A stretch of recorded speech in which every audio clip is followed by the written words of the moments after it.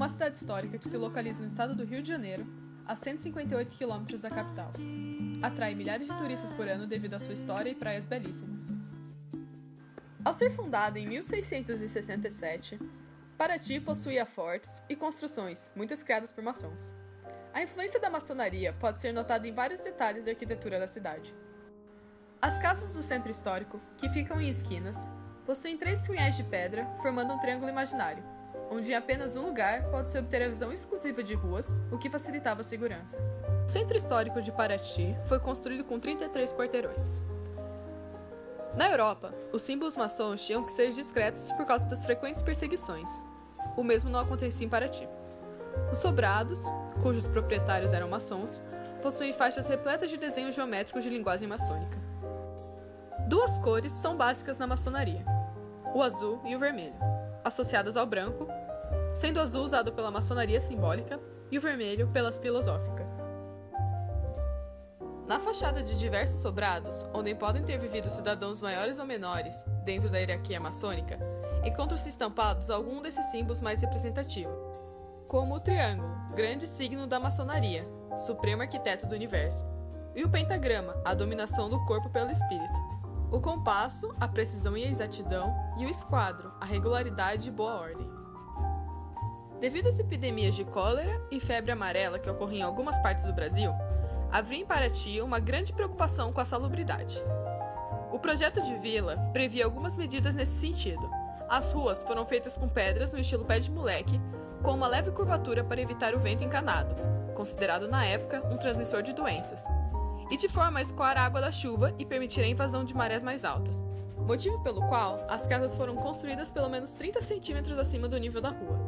Permitir a entrada do mar pelas ruas era uma forma natural de manter a cidade limpa, especialmente das fezes de cavalos e mulas abundantes naquele tempo. Em 1646, Dona Maria Jacome de Mello doou uma área situada entre 2 rios para a construção de um novo povoado e exigiu a construção de uma capela para Nossa Senhora dos Remédios, santa de sua devoção. A capela acabou sendo demolida em 1668, para que se iniciasse a construção de uma grandiosa igreja de estilo neoclássico. A igreja seria feita de pedra e cal, e acabou ficando pronta só no final de 1712. O início do povoamento de Paraty ocorreu no Forte do Defensor Perpétuo em 1793, chamada de Vila de São Roque. O forte foi construído com a função de proteger o escoamento do ouro da Estrada Real, bem como a produção de açúcar da região. Em 1702, o governador da capitania do Rio de Janeiro determinou que as mercadorias somente poderiam ingressar na colônia pela cidade do Rio de Janeiro, e daí tomaram o rumo de Paraty, de onde seguiriam para Minas Gerais, pela antiga trilha indígena, agora pavimentada com pedras irregulares, que passou a ser conhecida pelo Caminho do Ouro. Ponto de passagem obrigatório nos séculos 17 e 18, o caminho ligava Minas Gerais a Rio de Janeiro e São Paulo.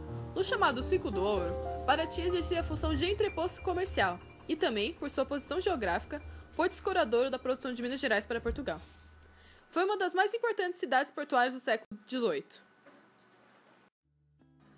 No processo de fabricação do açúcar, os escravos realizavam a colheita de cana e, após ser feito o esmagamento dos caules, cozinhavam o caldo em enormes tachos até se transformarem no melado. Esse processo de cozimento era fabricado um caldo mais grosso, chamado de cachaça, que era comumente servido junto com as sobras da cana para os animais.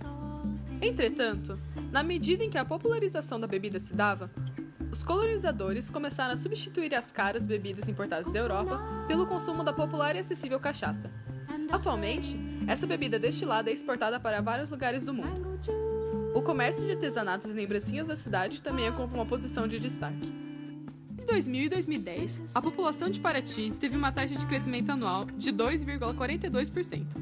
Na década anterior, de 1991 a 2000, a taxa média de crescimento anual foi de 2,37%. De acordo com o censo de 2010, que mostra o grau de escolaridade dos habitantes de Paraty com mais de 15 anos, apenas 48% completou o segundo ciclo do fundamental, 14% possuem apenas o primeiro ciclo do fundamental completo, e 25% não possuem nenhum nível de instrução. Mesmo com um orçamento generoso, o IDH de Paraty ficou abaixo da média nacional e estadual. Contudo, o IDH em Paraty é de 693, de acordo com o censo de 2010, o que deixa o município situado na faixa de desenvolvimento humano médio.